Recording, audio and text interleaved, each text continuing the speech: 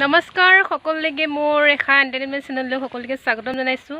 আজি এটা special vlog লৈ আহিছোঁ আপোনালোকৰ মাজলৈ। আজি এটা খুব ভাল দিন আমাৰ। বাকীখিনি ধনে ধুনীয়াকৈ বুজাই ক'ব, মই ইমান নকওঁ মানে। আজি ধন ধুনীয়াকৈ অহা পেলাই কথাখিনি বুজাই কোৱা, কিনো স্পেচিয়েল দিন আজি। নমস্কাৰ, ব্ৰেক চাইডে দেখিছে আমাৰ বস্তাৰ লাগি আছে। আজি আমাৰ সৰগুৰি থিয়েটাৰৰ শুভ আৰম্ভণি 28 জুলাই। আজি আমাৰ নাট মুকলি কৰা হ'ব। আজিৰ পৰা ৰিহাৰ্চেল আৰম্ভ। 2023-24 বৰ্ষৰ আমি এটা নতুন ভ্ৰাম্যমান জগতৰ নতুনকৈ আৰু এটি সংযোজন হৈছোঁ। খুব আমি আশাবাদী, আমাক যাতে অসমৰ ৰাইজে দৰ্শকে আঁকোৱালি ল'ব। আৰু বিভিন্ন তিনিটা ধৰণৰ সোৱাদৰ নাটক আমি লৈ আগবাঢ়িছোঁ। অনন্ত দত্ত ছাৰৰ পাখণ্ড প্ৰেমিক আৰু যুৱ নাট্যকাৰ ৰাতুল দাসৰ শ্মশানে মোৰ ঘৰ, আৰু লগতে প্ৰথমবাৰ কাৰণে মই এখন নাটক দিছোঁ থিয়েটাৰত। দিছোঁ ক'লে অপৰাধে। নাটকখনৰ নাম শিৰত সেন্দুৰ। যিমান ভাল হৈছে, ৰাইজে ভালে পাব। গোটেই তিনিখনে পূৰা ব্যতিক্ৰমী বেলেগ বেলেগ কাহিনী, গোটেইখিনি সম্পূৰ্ণ পৃথক। চাই খুব আশা কৰোঁ। আৰু মানে তিনিখন নাটকতে খুব ধুনীয়া এটা কাহিনী, ঘৰৰ সকলো পৰিয়ালে উপভোগ কৰিবলগীয়া নাটক। আৰু আমি আমাক আশাবাদী আপোনালোকে আঁকোৱালি ল'ব। আমি বিভিন্ন শদিয়া ধুবুৰীলৈ ওলাই যাম আৰু আমাৰ এই ক্ষেত্ৰত দেখাই যাম আজি কি কৰিছে, আমাৰ কি হ'ব আজি শুভ মুহূৰ্তত চব দেখাই যাম। ভিতৰত কৰি আছে, কিন্তু আমি বাহিৰলৈ ওলাই আহিছোঁ অকণমান। আমাৰ কেমৰ পদূলি কিবা এটা কৈ দিয়া আমাৰ বিশ্বফিলা। এই আমাৰ আৰু এজন অভিনেতা কিবা এটা ক'ব। এইফালে কেনেকুৱা লাগিছে?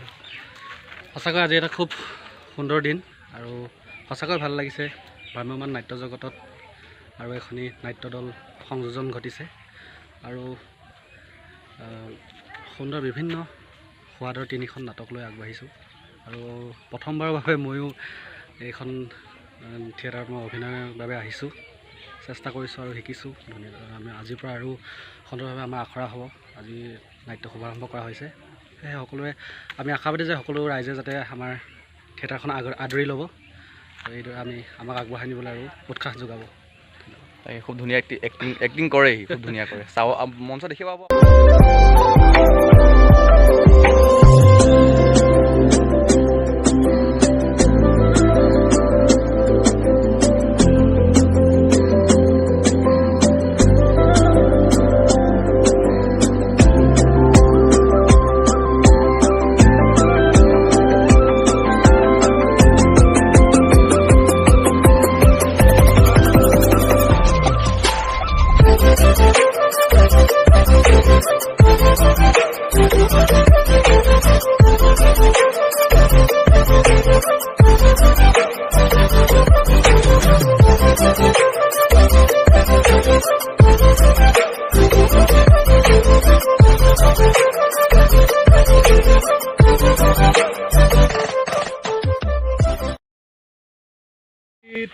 আচলতে বহুজনৰ সপোন জড়িত হৈ আছে আৰু সকলোৰে সপোনবোৰ অন্ততঃ পূৰ হোৱাটো বিচাৰিম। আৰু আপোনাৰ অনুভৱ কেনেকুৱা আমাৰ থিয়েটাৰ সৰগৰি? আপুনিও এজন অভিনেতা হিচাপে অংশগ্ৰহণ কৰিবলৈ পায়, কেনেকুৱা অনুভৱ আপোনাৰ? অভিনেতা ঠিক এতিয়ালৈকে ক'ব পৰা হোৱা নাই, তথাপিও যিহেতু টীমটোৰ লগত জড়িত আছোঁ, ভালেই লাগিছে আৰু ভৱিষ্যতে আৰু ভাল লাগিব বুলি আশা কৰিছোঁ। হয় হয়, তেখেতকো খুব ধুনীয়া অভিনয় আপোনালোকে মঞ্চত দেখিবলৈ পাব, সৰগৰিৰ মঞ্চত। আৰু সেই আৰু সকলোখিনি